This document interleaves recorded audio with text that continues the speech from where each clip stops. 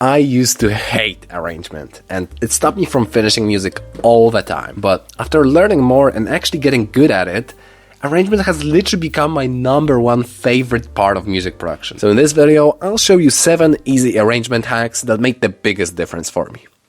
Let's get into it. This first hack is a workflow I teach to my coaching students to get them unstuck. Oftentimes, I notice people just want to drag out the entire arrangement and only then press play. But I mean, that doesn't really make sense, does it? When you haven't listened to it, you still don't know what it sounds like. So why would you make more changes? So to arrange faster and with more intuition, do this. Step 1, start with a loop and put it somewhere in the middle of arrangement view, like this. Step 2, drag out the most important core elements of the track to the very beginning. Step 3, press play and start dragging stuff out in real time, like this.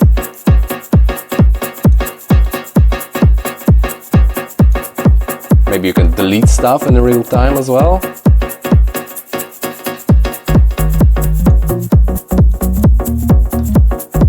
I think it would sound good to have a clap on here as well.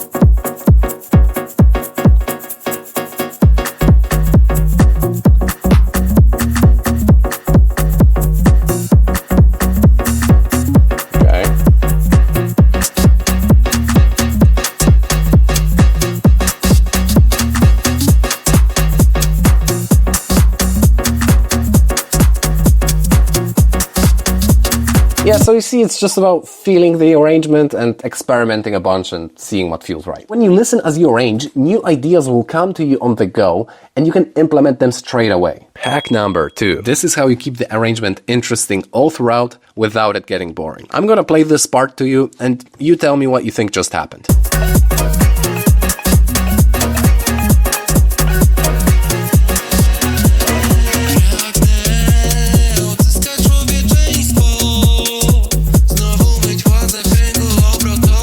Did you spot it? I basically switched from my lead melody to my vocals, so now they're the main focus of the track.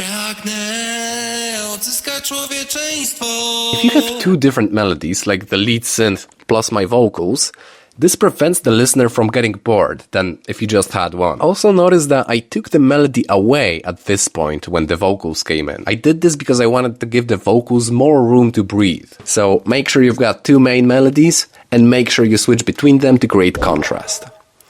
And contrast, we'll get back to talking about contrast in a second. But for now, let's cover hack number 3, because this is it's something I just have to get out of the way. It might seem basic, but it's been one of the most transformative things for my arrangements that I've ever learned. This rule basically says that you should have something changed every 8 or 16 bars. For most genres of music, that's just what sounds good.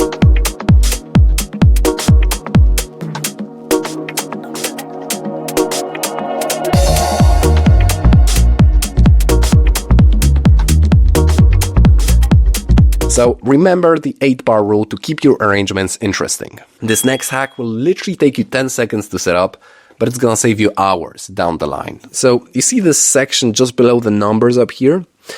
Well, if you right-click on it, you can add what's called an arrangement marker. It just marks a time in the arrangement. That's pretty much it. And do you remember the 8-bar rule? Well, I hope you do, because I literally just told you about it like 20 seconds ago. We could set it up so you have a marker every 8 bars, but for me, that feels a bit too cluttered. In my opinion, it's much better to have one every 16 bars instead. So if I select this much time from bar 1 to bar 17, that's 16 bars. So I want to place the arrangement marker right here, and then 16 bars later, I place one here, and so on and so forth. Once you put down a few more of them, it should look a little something like this. From here, you can save this as a new default template. This way, every time you start a new project, you're gonna have these arrangement markers already laid down. And just to show you, this is what my arrangement looks like with the markers. So, like, it's pretty easy to navigate, right? Like, I know which section is which. But then, without them,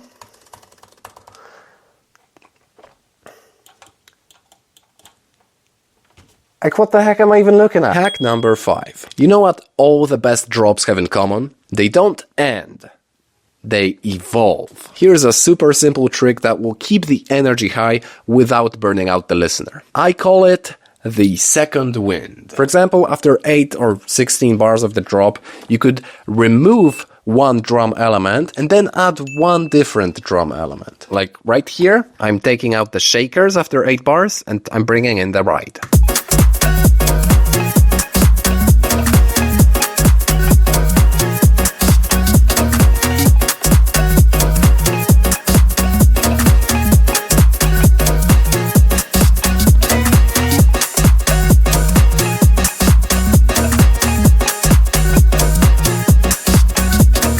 This creates a bit of contrast, but still keeps the energy high. Hack number 6 is super simple, but it makes a huge difference. And instead of explaining it, let me show it to you in practice. I have a section right here where I want to transition from the intro to the first verse. Here's what it sounds like so far.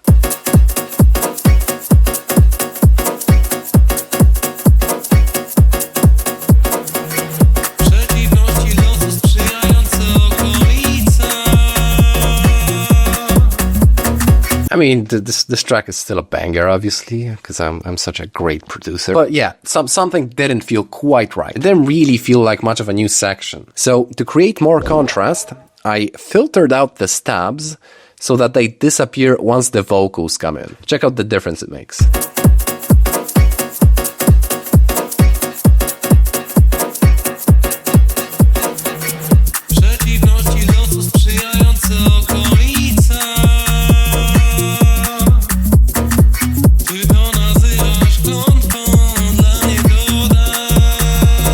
Now there's more emptiness and more space for the vocals to shine. You can filter stuff out to create room for new elements. This is another one of the ways to create contrast. Really, just to make musical moments work, you gotta find ways to create contrast between the different musical sections. This way, the new sections actually feel new. Okay, because you stuck around until the end, I'm gonna show you the juiciest tip right now. I really think I saved the best for last. This is all about reinforcing themes in the arrangement. This is kind of like in writing. Like some books do this, for example. Like a character might see a black cat before something bad happens, or crows start flocking before someone dies, or yellow flowers start falling from the sky. You know, stuff like that. It's about having a symbol that always appears in the same circumstances. This way, you force your readers or listeners to subconsciously create a connection in their brain of, that symbol to that circumstance. Their brain literally does this automatically without them even realizing. You literally drill your musical ideas into their heads and it makes your arrangements much more memorable. But how do you actually do this in music? Let me show you. For example, you could have a certain melody that plays only during the lower energy sections of the song, like the breakdown. So right here I have this melody.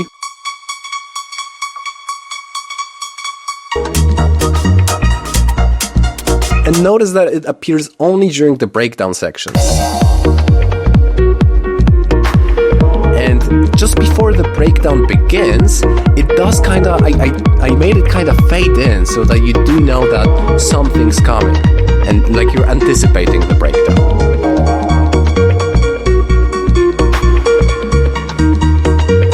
This also creates more contrast between the breakdown and the drop. And if you're a smart little fella, you'll notice that I literally have been using this trick the entire time on you.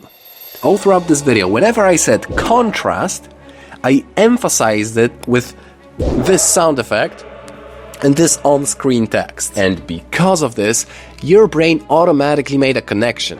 And now, I've become Pavlov and you're one of my dogs. So, when I snap my fingers, you will salivate and start thinking about contrasts. No, but like for real though? Am I onto something? I don't know, I hope this makes me sound smart, okay? You've heard me mention contrast many times in this video. And for good reason. Because contrast has gotta be like the single most important rule of arrangement. And once you understand it deeply, you'll start noticing it literally everywhere. So click this video right here because I've made an entire deep dive about contrast. I guarantee it's gonna change the way you think about arrangement. So click here right now to watch it, and I'll see you there. Cheers.